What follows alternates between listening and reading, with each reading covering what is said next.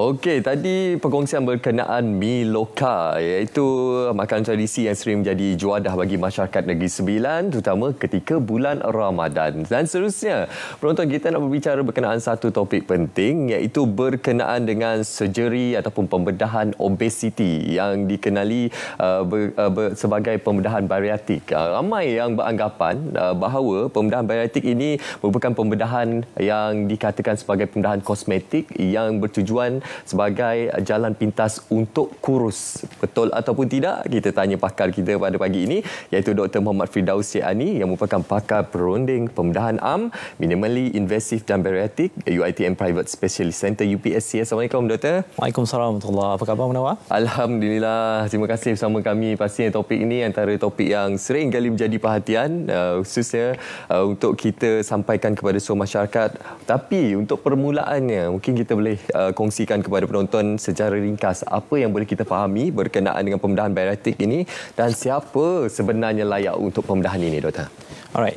So, permulaan perbincangan kita pada hari ini, apa itu obesity? Obesity adalah satu condition di mana badan itu dia menampung berat badan yang berlebihan melalui accumulation ataupun pengumpulan lemak berlebihan di bawah kulit. Okey, macam mana kita nak tahu orang tu ada obesiti atau tak? Pertama sekali, kita boleh ukur dia punya ukur lilit pinggang, ukur lilit leher, and then kita akan ukur tinggi dan berat. Daripada situ, kita akan buat perkiraan mengikut formula yang tertentu untuk kita nak kira dia punya body mass index, iaitu BMI. Encik Munawar familiar dengan BMI? Familiar. Setakat ni BMI saya 18.5. Oh, rendah tu. 18.5 rendah tu kan? 18.5 tu tak normal sebenarnya. Sekejap, saya lupa sebenarnya. Sebab kali terakhir saya buat BMI ni pada tahun lepas. Tapi seingat saya normal saya, Doktor. Alright. So normal BMI dikatakan lebih kurang 19 ke 23 lah. Alright. 19. Okey. Bermula daripada 23 sampai 27.5 itu dikatakan berat badan yang berlebihan ataupun overweight. Bermula 27.5 dan ke atas itu sudah dikira obesity, kategori 1 untuk orang Asia. Kenapa kita punya BMI ini memainkan peranan? Sebab bila kata obesity itu berada di tahap tertentu, risiko untuk kena mendapat penyakit non-communicable disease seperti metabolic syndrome, iaitu kencing manis, darah tinggi, kolesterol, semua akan menjadi lebih tinggi bila mana BMI itu adalah lebih tinggi. Okay. Daripada situ, kita tengok dia punya risk stratification ataupun kita kategorikan pesakit melalui risiko yang tertentu dan kita tengok apakah rawatan yang paling sesuai.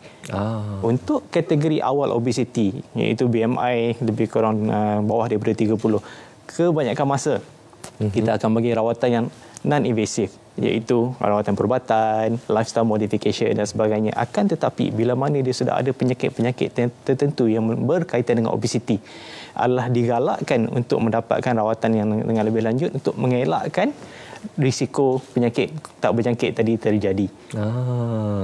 Sebenarnya dia cost efektif tau. Sebab bila mana kita rawat obesiti di peringkat awal, kita dapat mengelakkan rawatan susulan disebabkan oleh kencing manis, darah tinggi, yang mana bila mana dah ada darah tinggi dan kencing manis, risiko untuk mendapatkan penyakit kronik yang lain seperti penyakit buah pinggang, penyakit jantung, yang mana kita semua tahu dia punya implikasi terhadap kehidupan harian adalah jauh lebih teruk. Betul.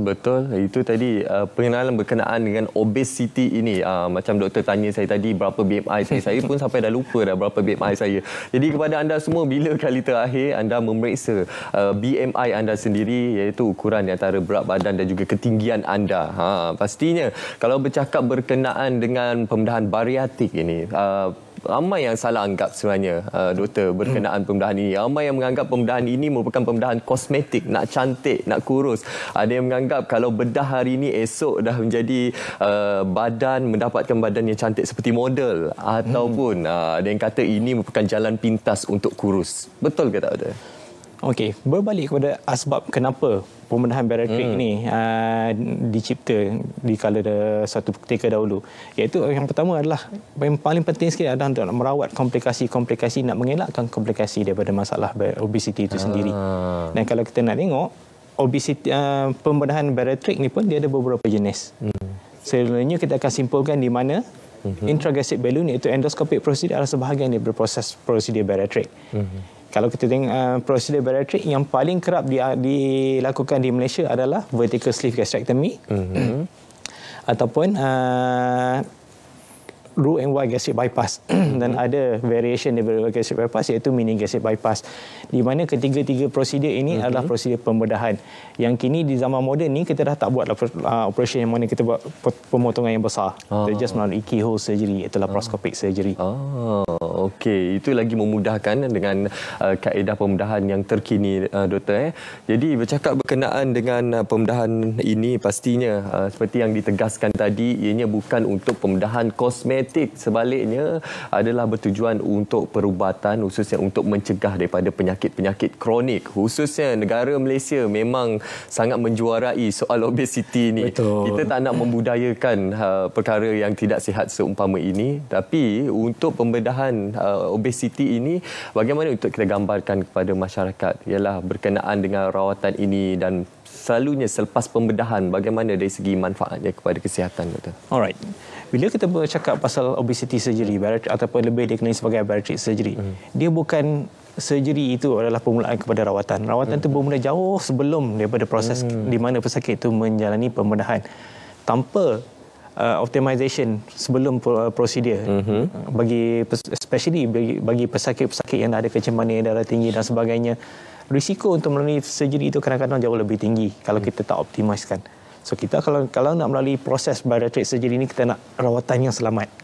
Okey, bermula daripada persediaan sebelum operation, rawatan masa pembedahan itu sendiri seperti yang kita dah bincangkan 3 jenis yang kita dah cakap tadi, dan selepas operation di mana lifestyle modification itulah yang akan memberi keputusan untuk jangka masa yang panjang, long term effect itu sendiri.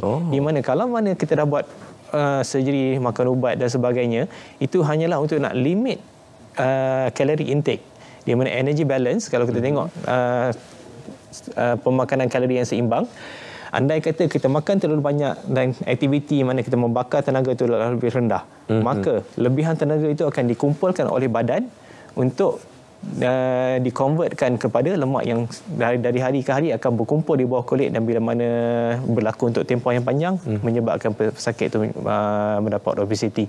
Dan selepas surgery itu sendiri, rawatan susulan adalah sangat penting. Kenapa? Bila kita dah modify proses pencernaan badan, okey, kaedah pemakanan tertentu perlu diikuti. Nutrisi ataupun diet yang tertentu perlu diikuti dengan ketat. Sebab andai kata exercise tak buat, makan masih ambil yang high calorie, yang high dense energy seperti gula yang tinggi, benda-benda manis, banyak karbohidrat, kalori intake tu masih tinggi. Despite kita dah kecilkan perut supaya dia kurang makan, tetapi kualiti makanan tu juga memainkan peranan. So it's all about long term lifestyle modification. Dia bukan lepas buat operation terus baik, terus kurus, lepas tu kalau kita tak jaga dia akan naik balik berat badan. Itu persepsi yang perlu kita betulkan. Pastinya kalau nak mendapatkan rawatan ini, pertama sekali perlu mendapat counselling daripada doktor. Betul. Itu sendiri, nasihat, dan juga selepas itu, selepas pembedahan itu sendiri, bagaimana doktor menekankan berkenaan pengubah suaian cara hidup kita dari segi pemakanan, doktor.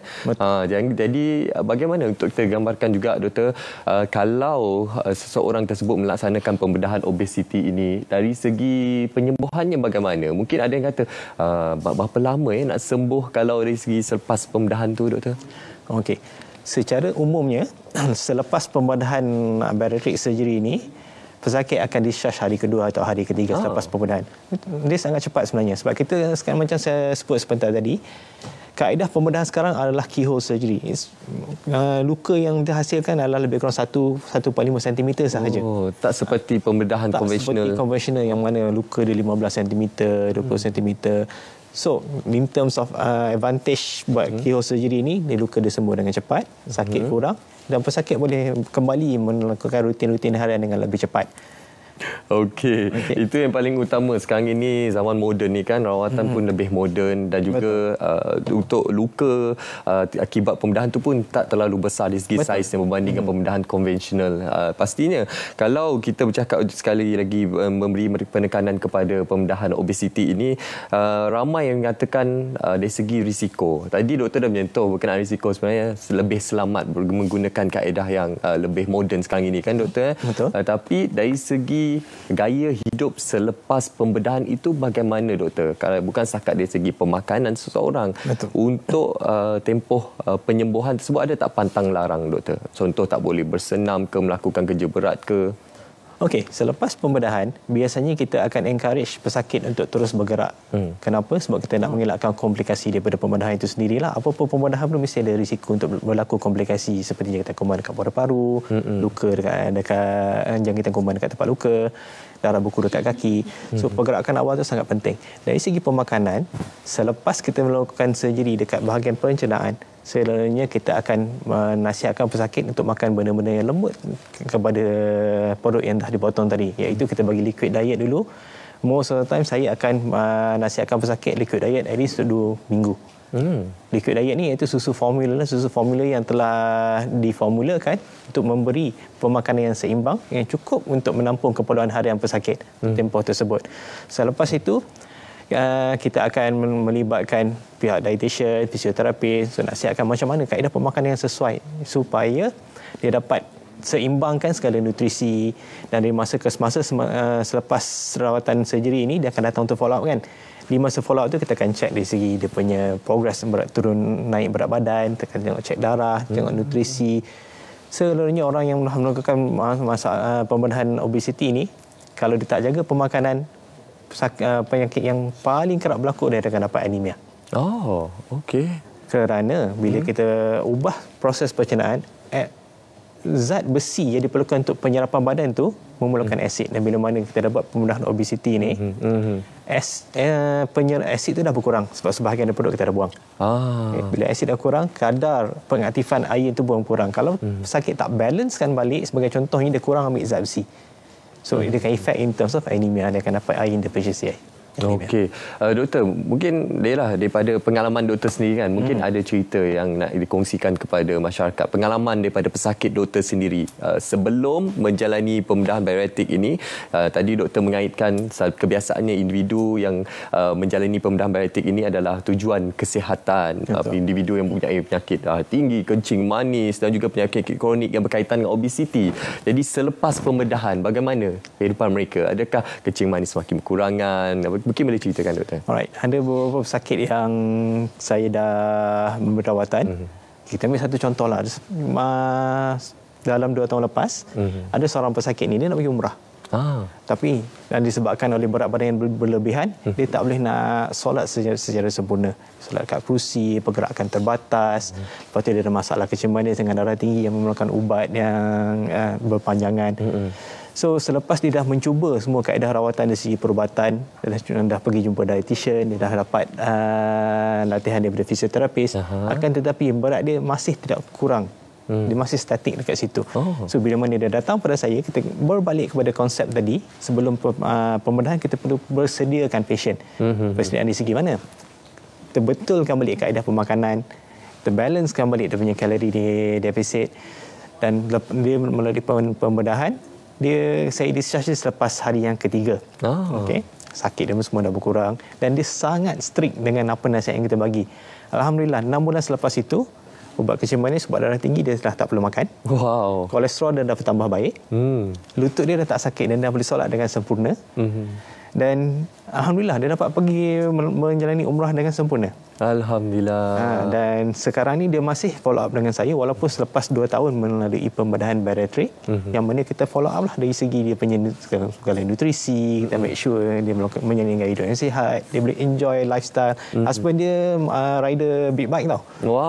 So selepas dia melalui pembedahan ni, dia mudah untuk mengikuti suami dan rakan-rakan. Boleh ikut serta konvoi ride jauh-jauh.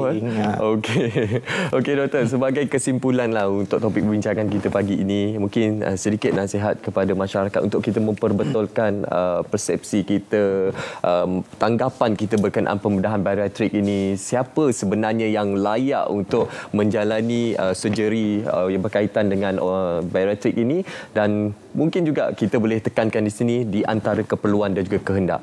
Betulkan dalam situasi ini, Dr. Alright. So pertama sekali saya nak nasihatkan semua penonton, obesiti ini adalah satu penyakit.